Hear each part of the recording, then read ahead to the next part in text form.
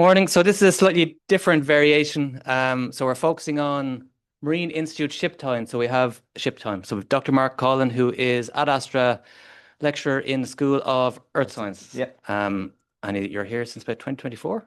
As an ad Astra 2023. Okay, sorry. So slightly new topic area for me anyway. So it's a somewhat novel opportunity to get involved in some of these marine, won't call it expeditions, but research vessels on research projects with a portion of time. So I'll hand over to Mark. Really interesting opportunity. Cheers. Thanks very much, Owen. So yeah, thanks very much for coming along. And I thought this might be an idea because I've been going offshore on these boats for as long as I can remember, since an undergrad, effectively, and have done about 20 expeditions on the state vessels across a variety of different projects. And my own research group, we regularly go off kind of more or less once a year. But I suppose there's a real opportunity within the Earth Institute to expand out the scope of projects. And quite often I'm aware that there are people that might require some time offshore to perform certain experiments or do certain degrees of mapping, but might not need a fully fledged survey. So with this, I just wanted to kind of highlight that there are opportunities for us to come together as a group and put together applications that are kind of more piecemeal, that involve multiple different actors across multiple disciplines. And that's the real joy of these kind of expeditions, is getting different people from different backgrounds onto a vessel for a couple of days, a couple of weeks, and kind of sharing ideas and whatnot. So this is the old scientific vessel that's now been sold to the Canadian Hydrographic Service. So this is the Celtic Voyager, and this is just outside the harbour of my hometown in Kinsale, where a couple of years ago we did some filming for the BBC for a documentary we made on mapping shipwrecks. So since then, the vessels that are available to us as a community, the main two vessels that are there through this call, through this funding call, are the RV Celtic Explorer and the more recently commissioned RV Tom Crean. So the Celtic Explorer is the larger of these two vessels. It's slightly older, so it was brought into commission in 2003, and it's designed, or it's intended as a multi-platform survey vessel. So it has the capacity to work across fisheries, acoustics, oceanographic surveys, hydrographic surveys, geological investigations, as well as deployment and recovery of various different monitoring equipment, in addition to remotely operated vehicles, so ROV capabilities as well. It's about 65 meters in length, so a rather large vessel that's able to go into deep waters and sustain itself offshore for 35 days at a time, and it can take about 35 personnel, and of that, typically it accommodates about 20 to 22 scientists. So a lot of space to bring on a lot of kind of different people on board. The Tom Crean then is slightly smaller in terms of length, at 52 meters or nearly 53 meters, but it's been more recently designed, so it's much more modern in terms of its capability and its use of deck space and so forth. And it too is also designed as a multi-purpose platform to operate at sea across a multitude of different disciplines: geology, oceanography, hydrography, etc. So yeah, so they're the kind of the two main vessels. In a moment, I'll look at some of the equipment that's available as part of it. But I suppose just to kind of re-emphasize the fact that this is a multidisciplinary research vessel. So we can have a chat about it afterwards, but if there's something that you'd like to do, we can maybe chat about, see if it's possible here. I may not know the answer, but I can put you in touch with somebody who does know. And I suppose that's another kind of important thing to communicate at this stage, that the vessels are run by the Marine Institute, our national kind of maritime research institution. And the people who run it are very engaging, very helpful, and always up for kind of pushing the boundaries for us as scientists. So when we go to them with ideas, daft and all as we think they can often be very accommodating. And there's a whole pool of equipment that sometimes we're not really aware of that can be brought to the disposal of various different surveys. In addition to the two large vessels anyway, then as well, there's a more recently acquired smaller vessel, Dulrin Amara. So this is a 12-meter inshore vessel. So I should have pointed out that the draft on the Tom Crean and the Celtic Explorer is typically about 5 meters, so they don't really operate in water depths of less than, say, 10 or 12 meters. So if you're thinking about something more closer to shore, then the Dulra Namara is probably the vessel that you want. So it's smaller, it's more nimble to get into those inshore areas. The difference between that and the larger vessels is that the larger vessels would, what we have is dynamic positioning. So they would be able to hold their position automatically against the sea states, whereas the Dulra Namara wouldn't have that capability. So it's more kind of built for inshore and kind of quieter conditions. But it too also can kind of host a range of different scientific operations across oceanography, geology, etc. as well. So yeah, it's a smaller vessel, but a bit more dynamic in terms of inshore stuff. I mentioned as well about ROV operations. So the state has the ROV Holland 1, which is a working class ROV system that has a depth rating of 3,000 meters, so it can operate the depths of 3,000 meters there. And it's got a range of kind of 5 and 7 point manipulation arms, which allow it to acquire kind of high precision sampling for biology and sediments and other kind of sampling as well. It also has high definition camera systems and a powerful kind of lighting background to it as well. So for doing deep sea research in terms of observational work and video recording and taking high quality or high definition video stills, it can do that as well. So for documenting benthic habitats and so forth, it's good that way. And as part of the Shiptime application, you can also apply to have this as part of your survey. So that's an option for you as well. And they provide the expertise that basically operate that. So that's another important thing to add as well, is that we come with the science basically, but there is a crew of people on board that kind of manage the ship and work with the deployments and the recovery and so forth. So in terms of that, then there's a range of additional equipment that can be brought on or off the vessel, depending on what your scope of work really is. So on the vessel, there's a whole series of what we call wet and dry labs. So a dry lab is basically where we house all the computer instrumentation for some of the remote sensing and geophysical data acquisition systems. So there is what we call a CTD on board. So this is a probe that measures conductivity, temperature, salinity, measures depth as well, and also has a series of what we call Niskin bottles on it, which allow for water sampling. So we can drop this down through the water column and it'll measure environmental conditions with depth in the water column, and at different stages, you can fire one of these bottles and collect a water sample that you can then transfer into storage receptacles back on deck that you can use for further analysis if you want. And that would be operated from the dry lab, along with a lot of the geophysical equipment that's used for seabed mapping and sub-seabed mapping as well. So in addition to the kind of equipment that's housed on the vessel permanently, there's a whole series of other stuff that we can bring on. So we've got these glider systems. So these are autonomous vehicles that kind of maneuver through the water column at various different depths, recording environmental information. So these can be deployed from the vessels. There's an ADCP system that's available. So that's acoustic current Doppler profiler. So these are basically bits of equipment that we can drop and leave on the seabed for an extended period of time. And there's a little sensor in it here that actually measures the speed of water in the water column at various different depths. So we can look at water currents at various different depths. And it comes in this little green frame, which is an anti-trawl proof frame. So we can put it in fairly dynamic environments and it's protected that way as well. So it's another piece of independent monitoring equipment that we can drop and leave on the seabed for a period of time and come back and collect later. In addition to that as well, we have a camera sled system over here. So this is a high definition camera system that is on a sled that can be dragged behind the vessel. So you can basically set up a transect if there's an area where you're interested in. We can go from A to B and look at the benthic environments, benthic conditions in that area using this high definition system.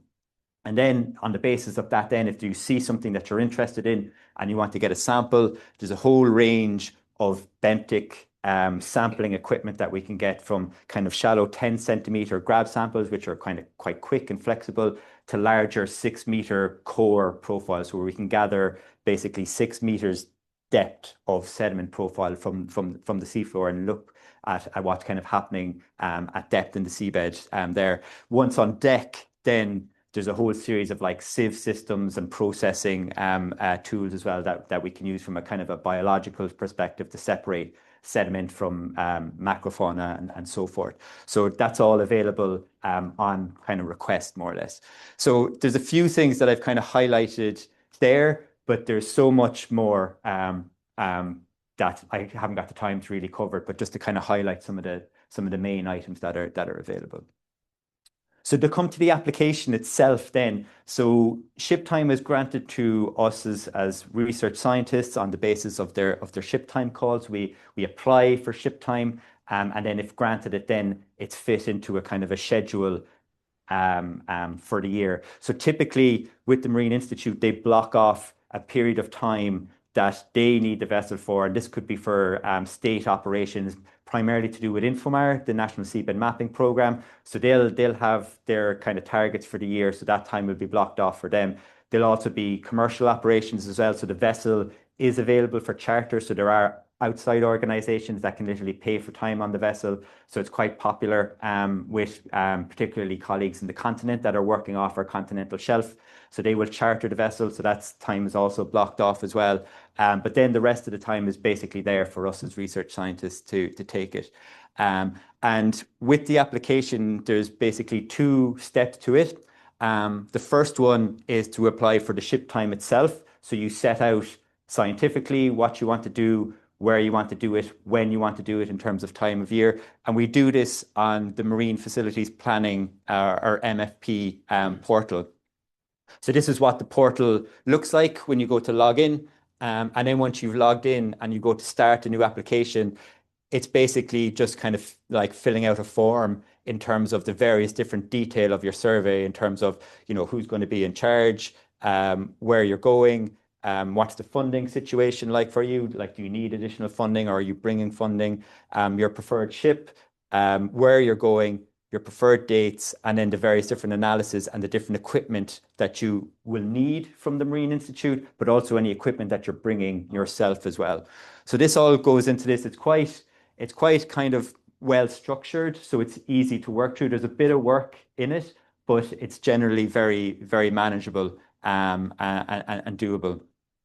So once you've got that done, then you can move on to the second part of the application, which is to apply for grant aid for your Shiptime, okay? So if you get the Shiptime, the vessel costs something like between 18 and 21,000 euro per day, typically. So unless you can pay for it yourself, you'll need to apply for some grant aid in support of that. But the Marine Institute also facilitate that. So the reason why it's split between 2 is that if you're applying and you're bringing your own funding, you can just say in your application, I have my own funding. But if you need funding to support it, then they also provide this as well. And handily enough, the deadline for both the Shiptime application and the grant aid application is the same day. And you can effectively use more or less the same parts from your Shiptime application, or from your Shiptime application in your grant aid application, because you're basically doing the same thing. So there's a bit more detail goes into this in terms of the scientific outputs and the kind of impact that you expect from it. But again, it's all very, very manageable. So for this, then you need to apply through the Research Information Management System, or the RIMS system, which again is managed by the Marine Institute. So this is what the login page looks like. And once you're in, then this is what the application portal looks like. So there's some kind of basic information that needs to go in there. And then there's basically a form template that you download and you fill that out. And then you submit it along with this other information with it. So then once you've got that, and then the deadline for this, as I said, is June. Typically then by September, October, they're giving indications of which applications have been funded. And then usually by November, December, you're being scheduled for when you're going to get your time slot for either 2027 or 2028, whichever you've applied for. So now that we know what it's all about, who should apply? So if you've ever watched Life Aquatic and you want to be Steve Zissou and go out there and explore, then this is basically the application for you. I'm like, I can't really stress enough like how, you know, incredibly, like, I suppose, generous this is of the Marine Institute, because like working with colleagues in, say, in Germany and in France and Norway, access to like state-of-the-art research vessels like this is not easy to come by on the continent. This is why a lot of our continental colleagues actually seek to use our vessels, because of the availability effectively. So yeah, so it's a massive opportunity for anybody that has who's like a PI on a working group where you have multiple different projects on something, and a couple of days ship time will gather enough data for various PhD or postdoc projects.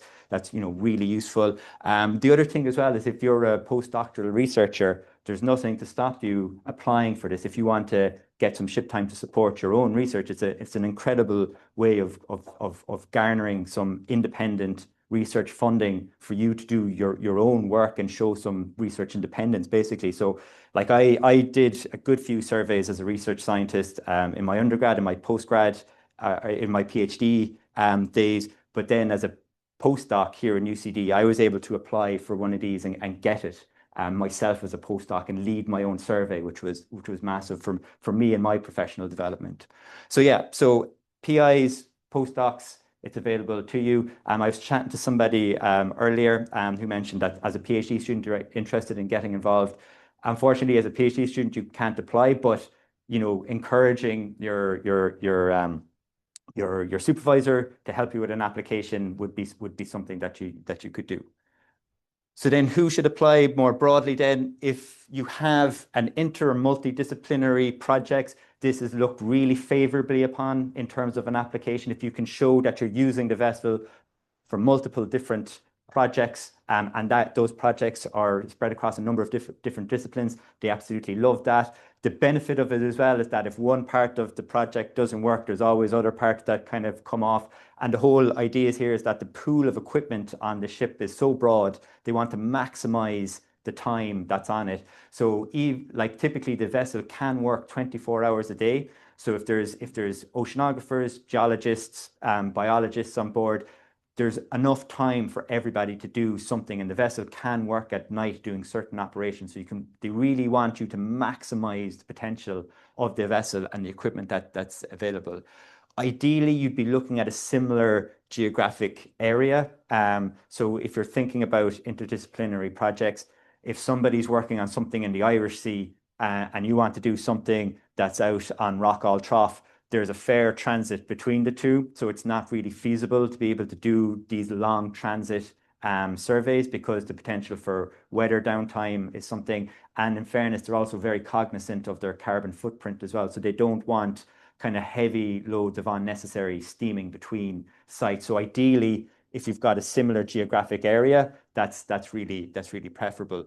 And obviously as well, like complementary projects is really good as well. So if you've got like I said, if you've got a research group that's interested in a specific area, but from a couple of different angles, that's always very positive.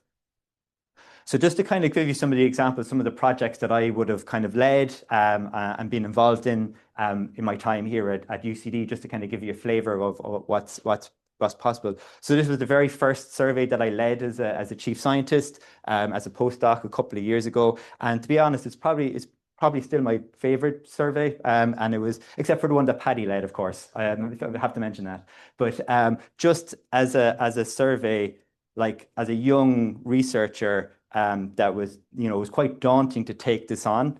But it worked out really well, and it was mainly because of the people that I collaborated with. So in the photo there's myself, there's Shauna Crane, who was a PhD student that I was supervising at the time, Owen Daly, who was a PhD researcher in Galway, and Jan Marr, who was a PhD student in University of Ulster. Jan was interested in shipwrecks, Owen was interested in acoustic noise in the marine environment, Shauna was interested in mobile seabed settings, and I was interested in geotechnical parameters of the seafloor. So a mix of different activities, but we all got involved in each other's projects, all helped out. So there's us preparing one of Owen's buoys for deployment for his passive acoustic monitors. And here we are in the bottom mapping one of Jan's shipwrecks. And the amount of kind of cross-pollination of ideas and kind of general camaraderie in terms of helping out was amazing. And we got a number of different publications out of that one survey. I think we got like 5 or 6 publications out of that, which was massive. So this is another project then that I got involved in with colleagues in civil engineering. So Donoghue, Andy Trafford hadn't really much experience working offshore before, but they asked me, could I get involved, because they were looking at deploying distributed acoustic sensing, so fiber optic cables on the seabed to act as kind of like receivers for looking at site investigation offshore. So we got the Celtic Voyager at the time, and we chartered a smaller vessel here, the Fionn McCool, from a guy in Dublin, Owen Grimes. And basically what Owen's doing there is we have this fiber optic cable, which was on the deck. Owen's taken the other end of it, and he basically dragged it out about 1 kilometer, placed it down on the seabed, and then we were able to kind of remotely listen in to what the cable was hearing. And then when we introduced energy in the form of an air gun, we were able to use that information to map the subsurface of the seabed. So quite a cutting edge technology. And at the time, like, it hadn't really been done before, and we had an industry partner that was interested in this. So it had an industry application in terms of offshore site investigations for kind of wind development and cable laying and that kind of thing. But we were able to do this using the state vessels, basically. That same project then evolved, so we got a bit more funding, Andy and Shane did, and we took the project down to Arklow, which is Ireland's only offshore wind farm, and we were able to do a much broader scale of investigation in it. So instead of 1 kilometer cable, we had 5 kilometers of cable, and rather than having the cable on the vessel, we were able to borrow a buoy from the Marine Institute and put all our instrumentation in it and basically leave that off by itself, and we were able to kind of move around it and do various other activities. So the benefit here was we had a fantastic platform to work from, and the Marine Institute were able to supply additional equipment that we would never be able to have access to do this kind of work, which was fantastic. And then more recently, then I've been involved in looking at carbon storage in the seabed. So this is a field trawl experiment. So this is the Explorer, and you can just see trawl doors on the back of it. So this, at the time, the Explorer was doing groundfish surveys. So they were annual surveys looking at how much sea life is in the seabed for reporting purposes. So they trawl. And as part of the work we're doing, we're interested in the effects of trawling on the seabed, in particular with regards to organic carbon remineralization. So using the Tom Crean, we were able to do a survey before the trawl went through the area and coordinate between the two vessels. And then essentially when the Explorer was doing their trawling, we were able to follow behind them, use the acoustic equipment on the vessel to look at the sediment plume, look at the disturbance to the seabed. And then immediately after, we were able to go in with the sampling equipment that you'll see in a minute and gather samples in the wake of the trawling impact. So we were able to use the CTD to gather water samples, and we were able to use the sediment grab to collect seafloor sediments and compare them before the trawl happened. So we had a before and after sense of what happened. And again, it was really great to be able to coordinate this between the two vessels. I mean, like, you're talking about two vessels that cost, between them, you're talking about €40,000 a day. And we had them at our disposal for 2 days, €80,000 worth of equipment, support and everything. It was fantastic. And that's kind of really led to some really great interdisciplinary and interinstitutional collaboration. So on that survey, we had colleagues from the Agri Biogeosciences Centre in Northern Ireland, and colleagues in the UK in Bangor and Exeter come on board, and as well as colleagues across Dublin in DCU. So a real kind of multidisciplinary cross-group effort there. And of course, there's not just the kind of science bit of it. There's fantastic opportunities for kind of like outreach. So this is, I started, or in the middle, I had a Wes Anderson reference. And on the survey, one of the PhD students working with me, Phoebe Walsh, who was very creative, I saw her making videos, and I asked her specifically, don't turn our research cruise into a Wes Anderson film. And that's exactly what she did. So she was able to kind of film some of the stuff that we were doing on board and turn it into this kind of nice little video then that we were able to kind of post on various different social media to kind of communicate the activities that we were doing and kind of reach a much kind of broader audience with our research. And as well on that survey, we were very lucky that we had somebody from the Earth Institute as well, Ashley Callan, who works in English. And again, she comes from an environmental humanities background, so not really a scientist at all, but she is interested in our connection with the sea and our perceptions of the sea.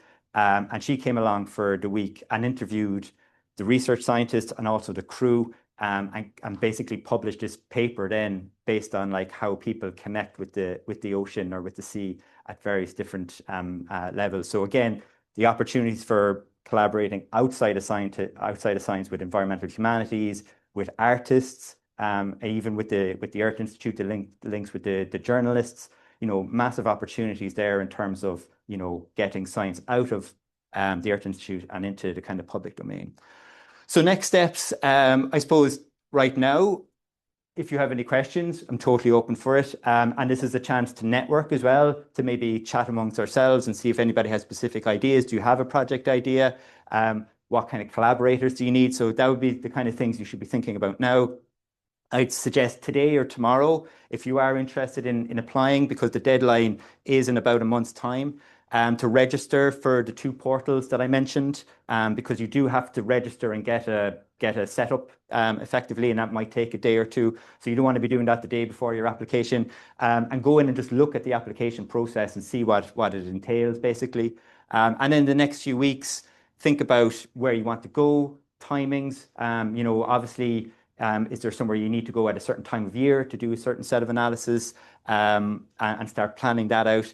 And then if there's any additional funding you need to bring. So like I said, the vessel is kind of paid for through the grant aid application if you're successful with that. But, do you need money to rent other equipment or to hire things, thinking about that. And then training and certification is another important bit, in the sense that before you set foot in the vessel, if you're working on the deck, you need to have your sea survival certificate done. You need to have an ENG 11, which is a seafarer's medical, and there's kind of a safety training that you need to do for the vessel as well. They both take time and money. So with the sea survival, they run courses here in Dublin, out in Howth, which are accessible through Board Iascaigh na Mara. So they provide training on that. The ENG 11, there's a select number of GPs in Dublin City that do the medical, so that's quite easy to get. But the sea survival does take time, does take money. It's about 2 days of training, and it costs